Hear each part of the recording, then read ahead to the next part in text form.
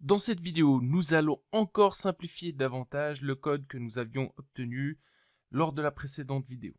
C'est-à-dire que nous avions déjà fait une première simplification de la boucle while pour tomber sur la boucle for que voici, qui utilisait encore néanmoins l'indice i, d'accord, pour accéder aux éléments du texte. On va voir que l'on peut complètement éliminer et la fonction range et la fonction len, et carrément parcourir directement la chaîne de caractères. C'est-à-dire qu'on peut dire, pour chaque caractère dans le texte, faire quelque chose. Et ça, c'est vraiment parcourir une chaîne de caractères de la manière la plus efficace possible. Alors, une fois encore, je dois vous expliquer quelques détails concernant la boucle for.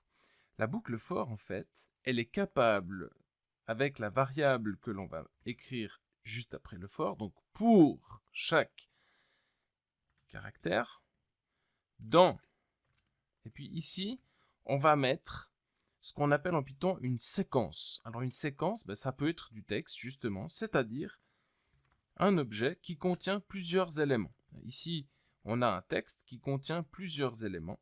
Et puis ici, si je fais print char, eh bien vous allez voir que la boucle for affiche un caractère après l'autre.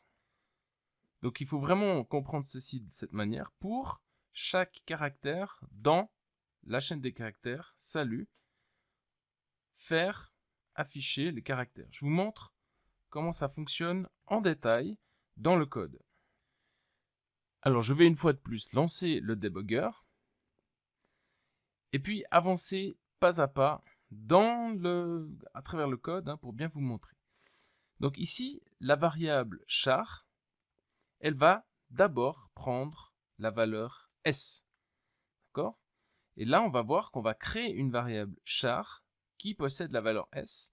Et donc là, quand on va faire print char, on va regarder char, qu'est-ce que c'est? On va regarder dans le tableau ici des variables, dans la mémoire, des variables globales. Et puis, on voit que dans char, on a le caractère s, et donc on va afficher le caractère s. Ensuite, on recommence la boucle. Cette fois-ci, char va prendre automatiquement la valeur suivante, c'est-à-dire l'élément suivant qui se trouve dans le texte, c'est-à-dire le caractère A minuscule. Et vous allez voir ici que ça va se mettre à jour. Et donc là, on va faire print char A. Et ensuite, on continue avec le L minuscule, le U et le T. Et donc, automatiquement, la boucle for s'occupe d'exécuter le code le bon nombre de fois. Donc, on va répéter le code de la boucle autant de fois qu'il y a des caractères dans le texte. Et à chaque fois, la variable char va prendre successivement le caractère qui est en train d'être examiné. On appelle ça parcourir la chaîne de caractères ou bien itérer sur la chaîne de caractères. Chaque répétition de la boucle, on appelle ça une itération. Passons maintenant à la pratique, c'est-à-dire qu'on va adapter le texte ici. Donc on va shooter en fait tout ce qui est range et len, on n'en a plus besoin. Et donc on va simplement dire, alors on va pas laisser cette variable, on va pas continuer à l'appeler i. I, on la réserve vraiment lorsque i est un indice, c'est-à-dire lorsqu'il s'agit d'une position dans le texte. Ici, il ne s'agit pas d'une position, il s'agit d'un caractère. Pour chaque caractère dans le texte, transformer ce caractère en majuscule, d'accord, et puis rajouter la majuscule dans le résultat. Je débug pour vous montrer le fonctionnement détaillé. Alors, on va passer en détail à travers le code. Et là, on va rentrer en détail. Donc, toUpper, salut, comme avant, on ouvre la feuille de brouillon pour faire la fonction toUpper. Cette fois-ci, par contre, on n'a qu'une boucle for simplifiée.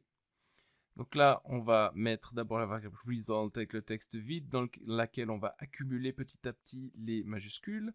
Le texte, on remplace. Chaque caractère, on va parcourir cette chaîne de caractères, caractère après caractère, qu'on va stocker petit à petit dans la variable char. Vous voyez qu'elle va apparaître ici. Char, on a S dedans, donc là on va faire upper S, ça donne S, on le met à la fin. Et puis on recommence avec, ah bah non, on recommence pas là, on doit juste encore faire tout ça, j'ai été trop en détail en fait. Voilà.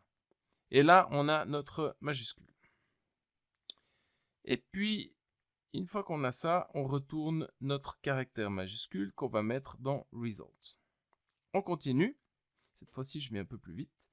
Là, on voit que dans Result, on va mettre le A majuscule. Ensuite, le char vaut L minuscule, U minuscule, T minuscule. C'est chaque fois la valeur de la variable char qui change à chaque fois qu'on répète la boucle. Et à la fin, eh bien, on a fini et on retourne le résultat. Voilà, donc ça fonctionne exactement comme avant, mais le code est encore plus simple. On a supprimé le range, supprimé le len, et on n'utilise plus ici une position, c'est-à-dire un nombre qui indique à quel endroit il faut aller lire le caractère dans la chaîne des caractères. On prend directement le caractère. Donc c'est encore plus puissant.